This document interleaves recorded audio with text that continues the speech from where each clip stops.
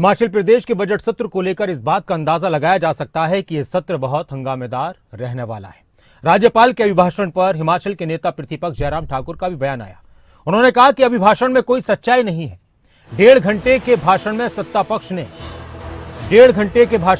पक्ष ने भी मेज नहीं थपथपाई। सत्ता पक्ष के विधायकों में भी जोश नहीं था। कांग्रेस के पास कोई योजना नहीं है। जयराम ठाकुर ने कहा कि 2 साल में सरकार की कोई उपलब्धि नहीं है। जो भाषण महामहिम राज्यपाल महोदय जी के माध्यम से वहां दिलवाया जा रहा था, उसमें सच्चाई कहीं नहीं है, दूर दूर तक। और इन्हीं बातों को लेकर के कांग्रेस पार्टी के नेता भी उठ करके सुस्ताने लगे।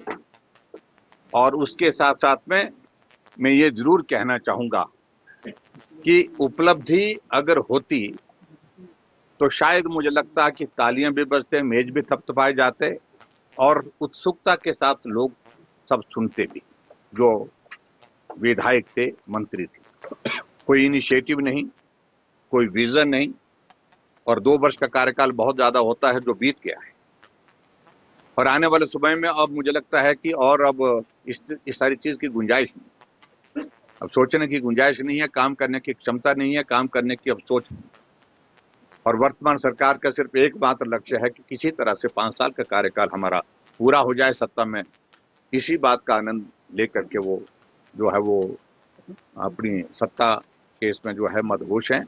और मैं समझता हूँ कि बहुत दुर्भाग्यपूर्ण है जो महामहिम राज्यपाल महोदय जी के अभिभाषण में आज पूरे हिमाचल प्रदेश को बहुत उत्सुकता थी कि हम सुने कि उपलब्धियों की बातें कुछ ये करेंगे, लेकिन उपलब्धि के नाम पर पूरा भाषण जो है, पूरा भाषण में जो कंटेंट है उसमें कुछ भी हासिल नहीं हो पाया सुनने के लिए, देखने के लिए। 2 वर्ष के कार्यकाल में हिमाचल प्रदेश ने एक ऐसा दौर देखा है, त्रासदी तो एक दौर था जो मनुष्य के हाथ में नहीं था, लेकिन एक त्रासदी ऐसी देखी है 2 वर्ष के कार्यकाल में जो मनुष्य के हाथों से हुई है, यानी कि वर्तमान सरकार के हाथों से हुई है, वर्तमान मुख्यमंत्री के हाथों से हुई। चारों तरफ हिमाचल प्रदेश में एक अनार्की का एक वातावरण जो है वो हिमाचल प्रदेश आज अपने आंखों के सामने देख रहा है।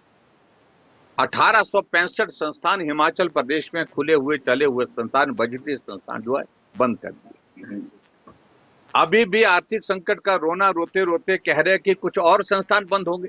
अगर उपलब्धि नहीं हो पाती, आपसे काम नहीं हो पाता, तो कम से कम मुझे मुख्यमंत्री जी को यही कहना है कि आप झूठ बोलना बंद करें। गोबर की गारंटी, बिजली की गारंटी, उसके साथ दूध की गारंटी, कहते हैं दूध की गारंटी को भी कह रहे कि हमने पूरा कर।